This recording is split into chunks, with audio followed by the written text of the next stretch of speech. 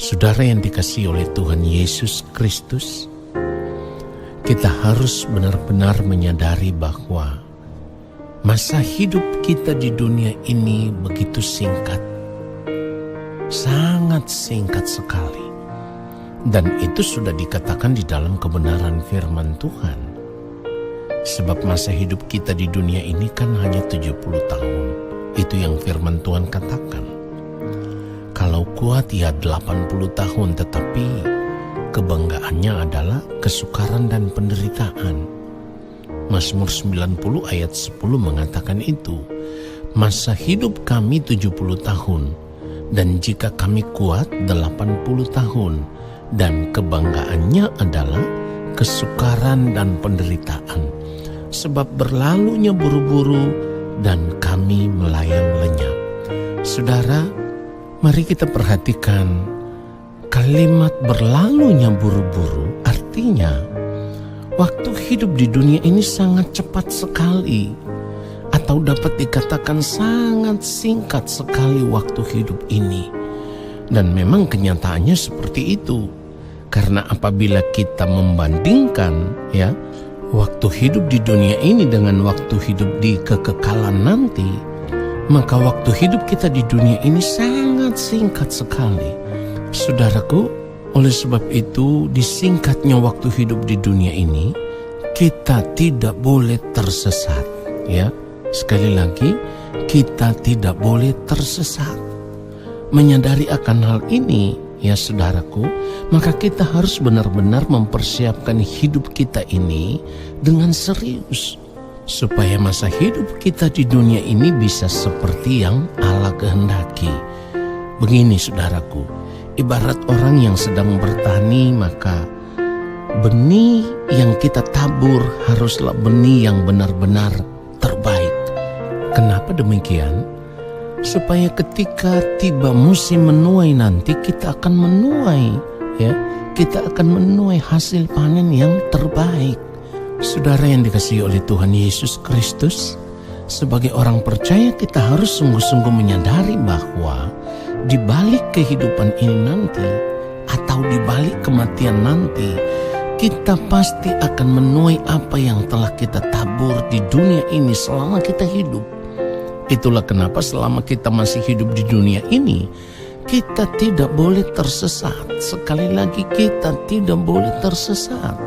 Saudaraku, saat ini dunia sedang berusaha menyesatkan begitu banyak orang, termasuk di dalamnya begitu banyak orang percaya yang terbawa oleh arus dunia, sehingga membuat mereka tidak menyadari bahwa mereka sudah semakin jauh tersesat.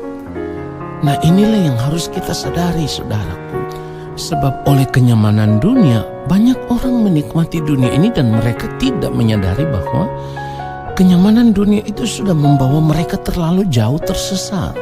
Nah, saudara, kalau sampai kita tersesat saat ini, maka di balik kematian nanti yang akan kita tuai adalah kebinasaan. Itulah kenapa sekarang ini kita harus menentukan apa yang mau kita tuai nanti di kekekalan. Apakah hidup kekal atau kebinasaan kekal? Saudara, firman Tuhan mengingatkan kita supaya jangan sesat. Kalau kita mau supaya di ujung kehidupan nanti, kalau kita mau supaya di balik kematian nanti kita menikmati apa yang dikatakan indah pada waktunya, yaitu hidup penuh dengan kemuliaan di dalam kerajaan Allah Bapa di surga bersama dengan Tuhan Yesus, maka kita harus waspada supaya jangan tersesat saat ini. Saudara, Galatia pasal yang ke-6 ayatnya yang ke-7, firman Tuhan katakan begini, jangan sesat, Allah tidak membiarkan dirinya dipermainkan, karena apa yang ditabur orang itu juga yang akan dituainya. Ayat 8, perhatikan baik. Sebab barang siapa menabur dalam dagingnya, ia akan menuai kebinasaan dari dagingnya. Tetapi barang siapa menabur dalam roh, ia akan menuai hidup yang kekal dari roh itu. Saudara yang dikasihi oleh Tuhan Yesus Kristus, tanpa harus menafsirkan firman ini lebih dalam lagi, seharusnya masing-masing kita sudah bisa mengukur apa yang nantinya akan kita tuai di kekekalan nanti. Artinya kalau kita harus jujur memeriksa diri kita masing-masing, kita sudah bisa tahu apa yang akan kita tuai dari cara hidup kita saat ini. Apa yang akan kita tuai, apakah itu hidup kekal atau kebinasaan kekal? Artinya begini, kalau saat ini kita lebih tertarik untuk hidup dengan gaya hidup dunia, hidup di dalam daging, pasti di kekekalan nanti yang akan kita tuai adalah kebinasaan kekal. Oleh sebab itu saudaraku, belajarlah untuk tidak mengingini apapun yang ada di dunia ini.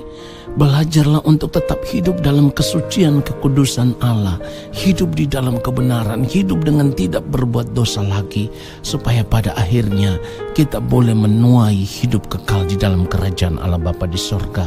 Itulah kenapa di akhir renungan ini saya harus berkata jujur bahwa orang yang paling berbahagia nantinya di ujung kehidupan ini adalah orang-orang yang saat ini tidak lagi mencintai dunia dengan segala kesenangannya, yang walaupun ia tetap tinggal di dalam penderitaan hidup yang luar biasa, tetapi ia tetap setia mengiring Tuhan, hidup takut akan Tuhan, hidup dalam kesucian dan kekudusan hidup.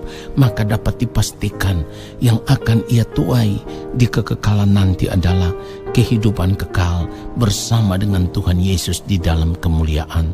Tuhan Yesus memberkati kita semua. Haleluya. Amin.